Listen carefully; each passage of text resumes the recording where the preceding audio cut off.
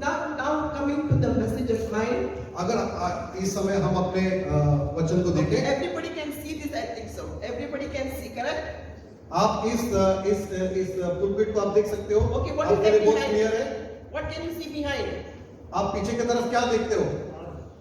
हाँ? क्या देखते? Come on, Gopi, good. लाल क्या? हाँ? लाल देखा हो क्या? उसने लाल देखा। लाल देखा, क्या देखा आप लोग ने? आप लोग ने एक मोहर देखा. You have seen one seed. आपने एक सील को देखा You है। have seen one seed. आपने एक सील को देखा है। What is the meaning of a seed? इस सील को क्या कहता है? I'm here to know what is the meaning of a seed. Hindi में सील को क्या कहते हैं? मोहर. मोहर, okay. What do you mean by the seed? मोहर को क्या कहता है? एक थप्पा होते हैं ना, हम लोग सील डालते हैं। जब भी आपका जो डॉक्यूमेंट आप लोग देते हैं, मिनिस्ट्री में हो, कहीं चाहे कंपनी में हो, without the company stamp you can not present that document to the other person, to the other company. He will reject. अगर आपका कुछ बैंक का पेपर हो या आपका कुछ डॉक्यूमेंट्स हो, कुछ भी ऐसे खास पेपर हो, बिना थप्पा का, बिना उसका मोहर का, वो पेपर का कोई कीमत नहीं।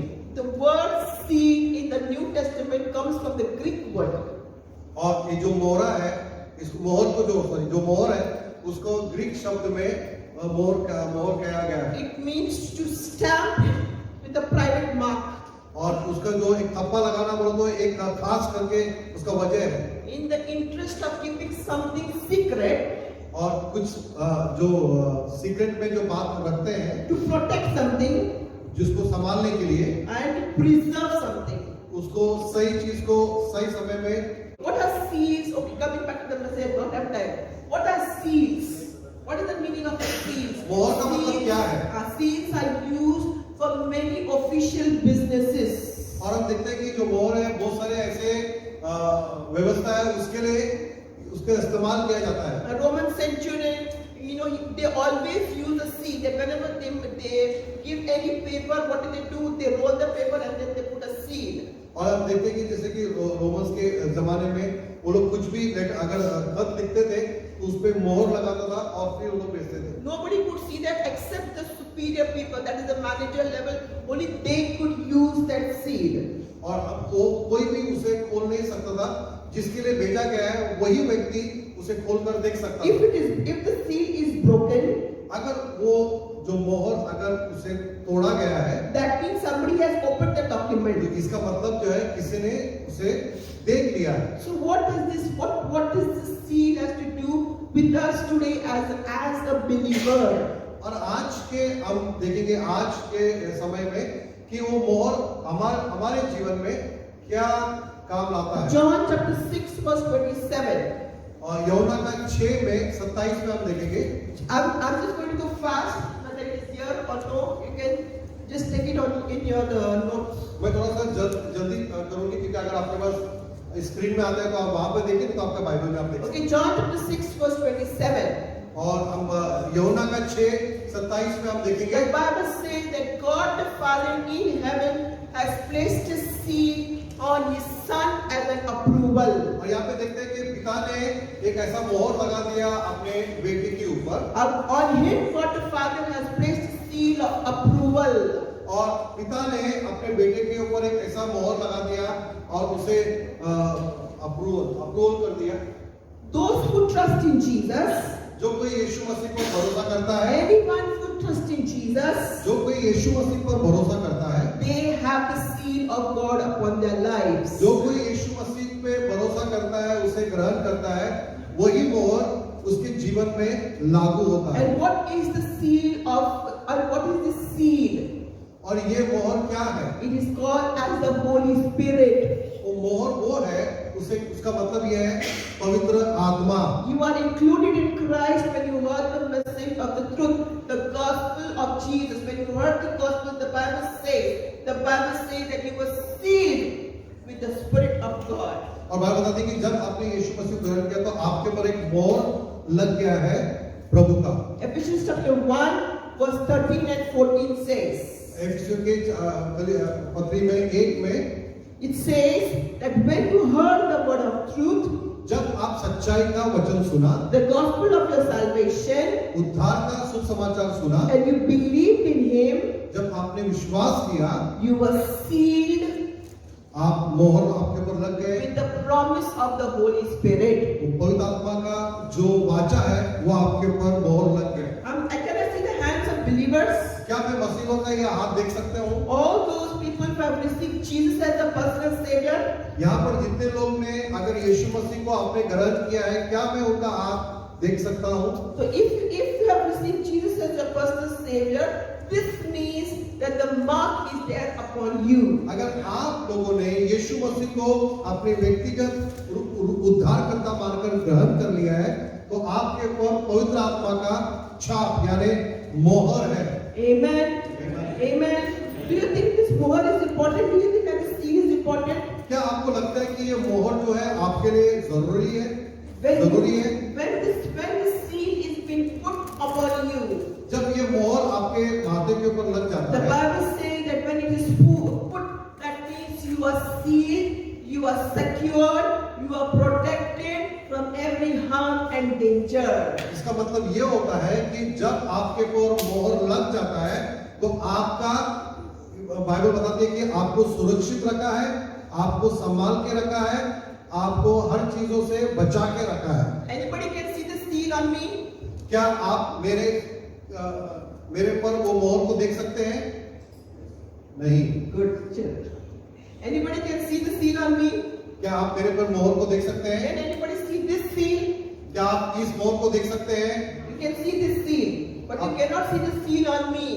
आप इस मोहर को देख सकते हैं, Because लेकिन आप मेरे ऊपर मोहर जो लगा है Because we are नहीं देख सकते हैं। living in the two worlds. क्योंकि हम दो ऐसी दुनिया है जो उसमें हम जीते We हैं। are living in the world which can be seen, and we are living in the world which cannot be seen. हम ऐसी दुनिया में जी रहे हैं जो दो दुनिया है। एक दुनिया में जो हम जी रहे हैं उसे हम देखते हैं, एक ऐसी दुनिया है जिसे हम नहीं देख रहे हैं। So that seal of the Holy Spirit which is there upon us, who can see that seal? जो पवित्र आत्मा का जो छाप, जो मोहर है, जो मुझ पर लगा हुआ है, वो कौन देख सकता है?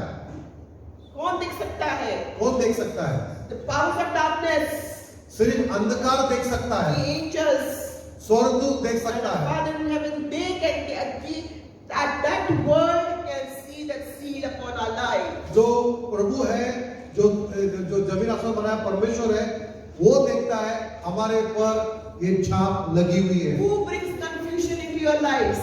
कौन आपके जीवन में विभाजन लाता है? Who brings problems into your lives? कौन आपके जीवन में समस्या लाता है? Who brings all the financial lack into your life? कौन आपके जीवन में पैसे की कमी को लाता है? Can you see that person? क्या आप उस व्यक्ति को देख सकते हो? You cannot see that person आप उस व्यक्ति को नहीं देख सकते हो, because that person is invisible to our natural eyes. क्योंकि वो व्यक्ति जो है उसको आप नहीं देख सकते हो। But that person can see that seal upon our life. लेकिन जो व्यक्ति जो आपके जीवन में प्रॉब्लम लाता है, वो देखता है आपके ऊपर मोहर लगा हुआ है पवित्र आत्मा का। Okay, so now what is a seal? तो मोहर क्या है? Seal is an identifying mark placed on a letter or a contract or any document. तो मोहर वो होता है जो लेटर पे लगाया होता है, कुछ ऐसे महत्वपूर्ण के जो पेपर होता है उस पे लगाया होता है। And that seal shows the importance of that person who has sent that seal, sent that letter. और जो व्यक्ति जो मोहर लगाया होता है, तो जो मोहर जहां से लगकर आया होता है, उस व्यक्ति जो है सबसे महत्वपूर्ण दिखाई देती है। Okay, now here I have just put the seal, हम देखते हैं कि यहाँ पर एक मोहर लगाया हुआ है, but I have not put the stamp of my company.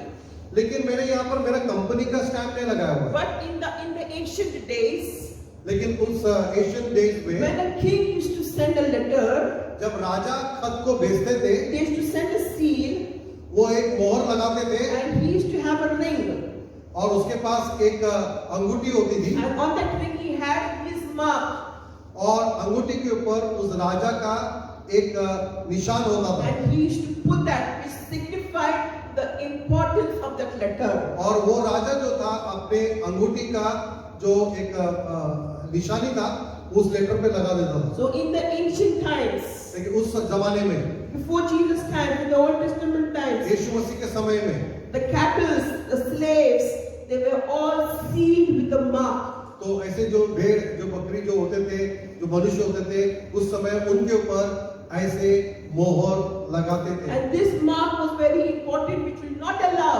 the enemy or the neighbors to come and to steal the cattle or the slaves. जब मोहर लगाते थे ऐसे व्यक्ति के ऊपर उस समय में, तो कोई भी दुश्मन, कोई चोर, कोई कुछ भी उसे ले ही नहीं सकते थे। Okay, and in the Old Testament, पुराने नियम में, the people who were set apart for the Lord, पुराने नियम में जो लोग प्रभु के लिए अलग होते थे, you know, they were also they had a seal. You know, they used to put an oil upon their head and they used to anoint and they used to set apart for them. उन पर भी जो पुराने नियम में जो प्रभु के लिए अलग होते थे, उनके ऊपर तेल डाला गया होता था, तेल डाला रहता था और उन पर मोहर लगाता था कि ये लोग जो है अलग लोग हैं प्रभु के लिए। And then we see in the New Testament, the Bible says in Revelation chapter 7 verse 3 that God places a seal on His people to identify them and protect them from all harm. नया नियम में भी यही है कि आप और मैं चुने हुए लोग हैं और हम पर भी मोहर यीशु मसीह का लगाया हुआ है। So when we have this seal, जब हमारे ऊपर ये मोहर है, हम लोग ने ये क्या है ना, we sang the song, बीमारी तेरा सर झुका, किसके लिए, किसके सामने, यीशु मसीह के सामने। बीमारी हमारे पर हावी नहीं होगी, किसके कारण? Because we have been sealed by the Holy Spirit. बात बताती है कि जैसे हमने ये गीत तो गाया कि बीमारी तेरा सर झुका, क्यों झुका? क्योंकि यीशु मसीह का मोहर लगा हुआ है, इसके लिए बीमारी का सर झुकना ही है। Amen. And then we see one more place when Jesus had died and when He has been put into the tomb inside, the Bible says Caesar, he came and he put a seal on that tomb that nobody should open it. जब यीशु मसीह का मृत्यु हो गया था, क्रूस पर से उसको निकालकर कब्र में डाला, तो जो सीजर जो था व्यक्ति, उसने आया पत्थर के साइड में सील कर दिया ताकि यीशु का शरीर को कोई बाहर नहीं लेके जा So सके। this is the importance of a seal. और ये जो मोहर होता है बहुत जरूरी होता है। Amen. Even in the book it says John chapter Revelation 22 verse 10 says John was asked to seal a particular prophecy with the seal. और जैसे कि हम देखते हैं कि यूहन्ना के समय में भी जब भविष्यवाणी था, तो यूहन्ना को कहा गया था कि एक ऐसे समय व्यक्ति महत्वपूर्ण समय, इसका समय का एक सील मोहर लगा दे। Okay, so now what is a seal? तो मोहर क्या है? The Holy Spirit is the Christian seal. पवित्र आत्मा जो है एक मसीही मोहर है जो हम पर लगा हुआ है। He seals His people. वो अपने लोग जिसके ऊपर जो मोहर है, पवित्र आत्मा अपने लोगों को देख सकता है। God's Spirit come and dwell within us, within a believer, when we receive Jesus as our personal Savior at the time of salvation. Bible बताती है कि जब पवित्र आत्मा का जो सील होता है, तो पवित्र आत्मा हमारे अंदर आता है, हमारे अंदर रहता है और हमारे अंदर बसता है। When you receive Jesus as a personal Savior, जब आप यीशु मसीह को ग्रहण करते the हो, Bible says immediately there is the dwelling of the Holy Spirit within us. और जैसे ही आप यीशु मसीह को ग्रहण करते हैं, तो पवित्र आत्मा हमारे अंदर आ जाता है। Immediately you are sealed by the Holy Spirit. जब हम यीशु को ग्रहण करते हैं, उसी समय पवित्र आत्मा का छाप यानी मोहर हमारे ऊपर लग जाता है। And then God, the Holy Spirit identifies His people. तब परमेश्वर जो है स्वर्ग से उसके बच्चे लोगों को वो देख सकता है कि ये मेरे लोग हैं, क्योंकि सब पर छाप लगा हुआ है। And then it becomes a proof, an open demonstration for the enemy that this person is not to be touched. और वहां पर खुला हो जाता है कि जिस पे छाप लगा हुआ है, परमेश्वर ये घोषित करता है शैतान को कि ये सब मेरे बच्चे हैं, तेरा कोई भी अधिकार इन पर नहीं। So don't take your salvation for granted. सो जो उद्धार आपको जो मिला है, वो आप एकदम हल्के में ना ले। Don't take it very lightly. The Holy Spirit, the seed which God has given you. पवित्र आत्मा जो आपको दिया गया है एक मोहर के अनुसार, पवित्र आत्मा को आप और मैं हल्के में ना ले। By giving us the Holy Spirit, He has become more like Jesus. पवित्र आत्मा आपको दिया गया है, पवित्र आत्मा यीशु ही जैसा है। And when He's giving us the Holy Spirit, it helps ourselves to be protected from every harm and danger. जब पवित्र आत्मा आपको दिया गया है, वो पवित्र आत्मा आपको संभालता है, प्रोटेक्ट करता है। तो इसके लिए आपको सही ध्यान देना है। Ephesians chapter 1 verse 14 says, एफिसियों की किताबों में to be sealed with the Holy 1:14 में Spirit, to be sealed with the Holy Spirit is the gracious gift of God. यहाँ पे एफिसियों का 1:14 में कहता है कि पवित्र आत्मा का जो छाप आपको दिया गया है वो एक अनुग्रह के द्वारा है। And it helps me to identify that who I am. और ये मुझे काम में लाता है कि मैं कौन हूँ प्रभु यीशु मसीह It में। gives me the authority to know the authority that God has upon my life. ये मुझे अधिकार देता है कि प्रभु मेरे जीवन में है। And then it gives me an ownership that my owner is Jesus. और ये मुझे उस मालिक का एक ओनरशिप मिलता है कि यीशु मसीह ही मेरा मालिक है। And we know that the commitment of God upon our life and our commitment towards God. तो उस समय इस वचन से हमें ये मालूम पड़ता है कि मेरा जिम्मेदारी क्या है प्रभु की तरफ और प्रभु का जिम्मेदारी What क्या it है। says that you were sealed with the Holy Spirit of promise. यहाँ पे कहता है कि तुम्हें मोहर लगा दी है पवित्र आत्मा का जो सारा जो वाचा है For तुम्हारे what? लिए। For what? वो प्रॉमिस क्या है For किस what? लिए? What किस it लिए? says? What it says? You who is the guarantee of our inheritance. जो पवित्र आत्मा का मोहर हम पर लग गया है ये हमें वायदा देता है, गारंटी देता है कि हम लोग जो स्वर्ग का जो विरासत है, वारिस, हम उसके वारिस हैं। कोई भी खुश नहीं है। Nobody happy, कोई खुश नहीं है यहाँ पर, किसी ने ईमान नहीं कहा, You are not happy. सब चुप है। अभी सपोज एक पास्टर चरच के पास बहुत सारा धन है, ओके, और जो उसका बेटा होने के नाते उसको सब उसका जो भी है उसको मिलेगा, करेक्ट? Yes. तो जॉश खुश नहीं होगा? Come on यार, come on talk to me, come on. खुश हो जाएगा, बहुत हाँ? खुश हो जाएगा। आप लोग खुश नहीं है? जब इस परमेश्वर ने हमें, when He has sealed us with the Holy Spirit, the Bible says, the inheritance of God is mine. आप शायद कुछ नहीं हो पा रहे या समझ नहीं पा रहे। बाइबल में ऐसा लिखा गया है कि परमेश्वर जो जमीन आसमान बनाया हुआ सब कुछ बनाया, अगर वो हमें बेटा या बेटी बनाते हैं तो उसका सारा आशीष सब कुछ धन क्या हमारा नहीं है? Yes, है। हमारा है। और कब तक है? और ये कब तक रहेगा? कब तक रहेगा? ये धन कब तक रहेगा? Till the time that supposing you once upon a time you come across some problems in your life and then you decide I don't want to live with Jesus and I decide I don't want my salvation. Is it till that time? क्या अगर आप एक निर्णय लेते कि मुझे उद्धार नहीं चाहिए या मुझे यीशु नहीं चाहिए, क्या उसी समय तक ये धन आशीष हमारे लिए रहेगा? नहीं रहेगा. The Bible says until the redemption of the purchased possession. Even if you sin and even if you decide that I don't want to be the believer, yet the Bible says you are already sealed in the end. Bible ये बताती है कि इसमें वचन में है कि अगर हम यीशु मसीह को छोड़ देते हैं, हमें चर्च नहीं जाते हैं, जो भी, फिर भी प्रभु का आशीष हम पर रहेगा क्योंकि उसने हमें सील कर दिया। छापा मारा है हमारे ऊपर। ये सिंपल है जिंदगी।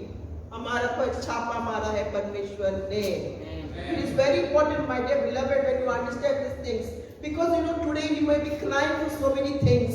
आज आप शायद आप बहुत सारे बातों के लिए रोते होंगे। You must be saying, Lord, where are you? Why you are doing this to me? You know, I'm so many years believer, but I don't have that enough money with me that I cannot, show people that I am the believer. And you might be having so many questions, but understand that when you are sealed, the Bible says you have an inheritance in Christ. अब बहुत समय आप लोग आपके दिल व्याकुल होते होंगे, निराश होता होगा कि प्रभु क्या है, मेरे पास कुछ नहीं है, आप रोते होंगे, लेकिन बाइबल बताती है कि आप एक आशीषित व्यक्ति हो।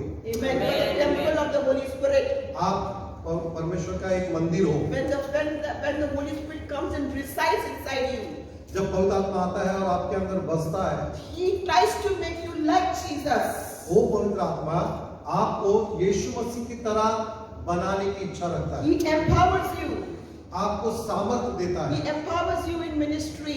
आपके सेवकाई में वो एक आपको सामर्थ देता He है। empowers you in the functions of the Holy Spirit. वो आपको पवित्र आत्मा में कार्य करने के लिए पवित्र आत्मा आपको इस्तेमाल The करता है। Holy Spirit, the Bible is given as a name that He is a helper and He is an advocate. और वो कहते हैं बाइबल में दिया है उसका नाम कि वो एक वकील के समान है और वो एक मददगार है। He protects us. He encourages us. वो हमें संभालता है, हमें उत्साहित करता है। He guarantees us the inheritance in Christ. और पवित्र आत्मा हमें ये गारंटी देता है कि जितना भी प्रभु का आशीष है वो उसके बच्चे का है। Amen.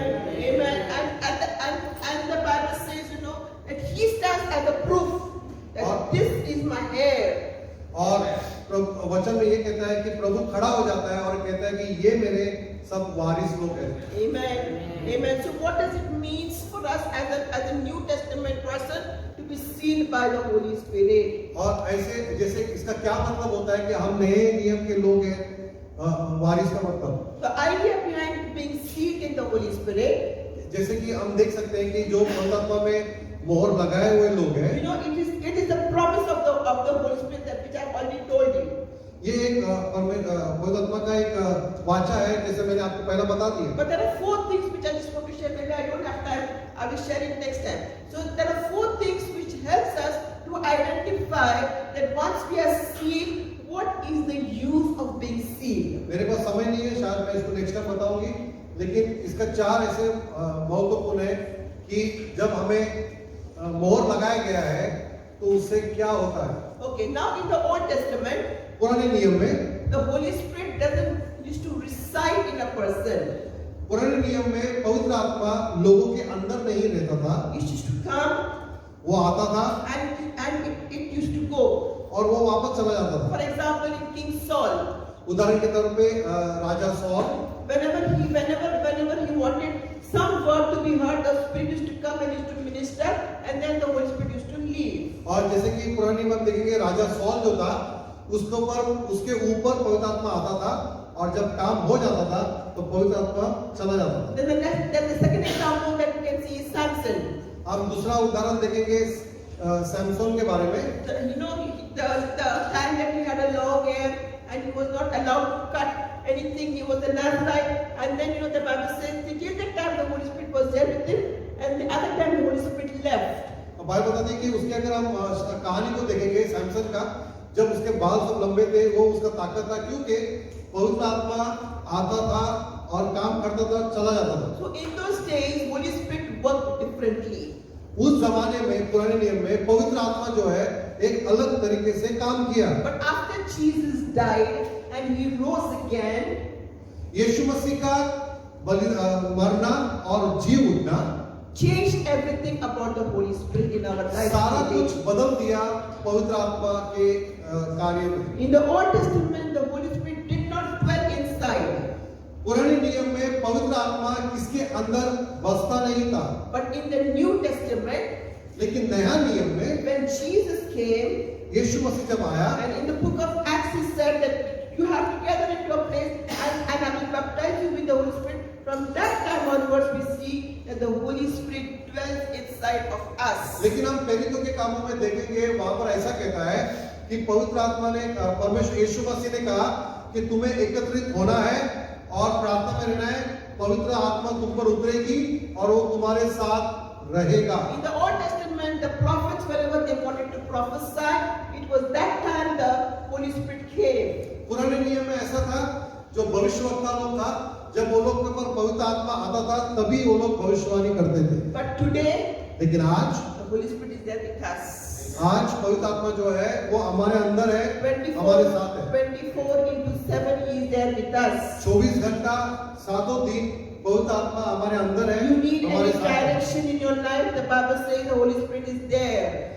अगर आपके जीवन में किसी मार्गदर्शन आपको चाहिए तो पवित्र आत्मा आपके साथ है और आपको दिखाता है। In the olden days, when the leaders were there, the leaders used to ask the prophet or you know they used to speak, ask the Lord to speak to them, and it was only for that particular moment the Holy Spirit came and spoke. But today He's there with us all the time. पुराने नियम में अगर राजा लोग को या किसी को कुछ सुनना होता प्रभु से तो वो लोग भविष्यवक्ता को बुलाते थे और कहते थे कि हमें बताइए, हमें ये मार्गदर्शन चाहिए। उसी समय पवित्र आत्मा उन पर आता था और लोग भविष्यवाणी करता था और वो मार्गदर्शन दिखाता था। उसके बाद पवित्र आत्मा उनको छोड़कर चला जाता था। Today he doesn't come and go. आज के समय में पवित्र आत्मा आता और जाता नहीं है। He lives inside of us. वो हमारे अंदर है, हमारे साथ है। Jesus, the Holy Spirit of Jesus is inside of us.